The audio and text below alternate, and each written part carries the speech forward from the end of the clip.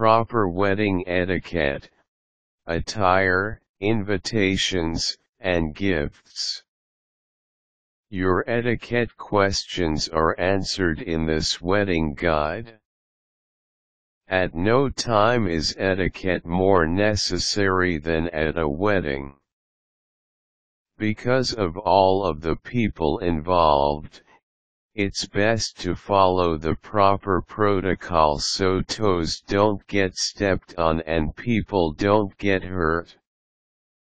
What follows are some wedding tips for how follow proper wedding etiquette for everything from the invitations to the toast. Here's an overview.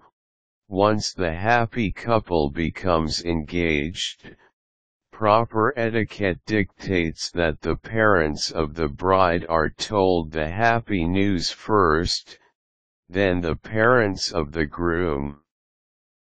If the groom's parents might be hurt at being told the news second, plan a dinner for all parents and tell them at the same time.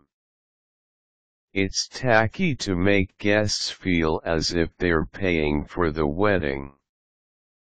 Wedding gift etiquette states that you should never request cash gifts, and never hint that a guest should bring a gift equivalent to his per head cost at the wedding. Cash bars, dollar dances, or anything else requiring wedding guests to open their pocketbooks are tacky and can be considered serious breaches of etiquette. When seating parents at the wedding ceremony, it's very important to seat the parents of the bride last. Once the mother of the bride is seated, the wedding is to begin. Don't advertise wedding gift registries on the wedding invitation. There are many rules of wedding etiquette in invitations. Telling your guests where you are registered is considered asking for a gift. While it's proper for each guest to bring a gift for the happy couple, it's considered impolite for gifts to be requested. Never invite anyone to the wedding shower who isn't invited to the wedding. It's very poor etiquette to receive a shower gift from someone who won't be attending the event on the big day. Even if a gift arrived early, it's not proper to use it until after the wedding. If the wedding is cancelled, gifts should be returned. This includes shower gifts. Guests should never assume they can bring a date. Besides the bride and groom, there is also wedding guest etiquette. However, the guests aren't always aware of the rules. Unless the words "and guest" are listed next to your name on the invitation, it's a good indication you'll be flying solo. Guests have up to 1 year to send a wedding gift and don't need to do so on the big day. That isn't to say a guest should wait so long, however, it's preferable to bestow gifts upon the happy couple within 30 to 60 days of the wedding. The happy couple should send thank you cards within 30 days of returning from the honeymoon. To not do so will leave guests wondering if the gifts were liked or even received. Even though more people seem to be doing it lately, it's very bad form to wear white unless you happen to be the bride. Dress appropriately for the occasion.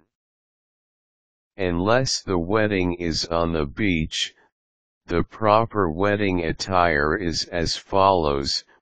Men should wear jackets and ties and women should wear dresses. Clothes should be tasteful and not provocative. Children generally don't belong at weddings. If yours are invited, please see to it that they are properly behaved.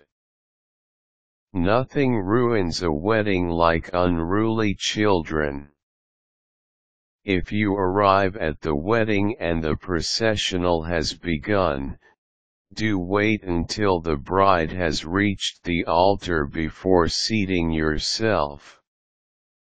The last thing you want to do is ruin the grand entrance.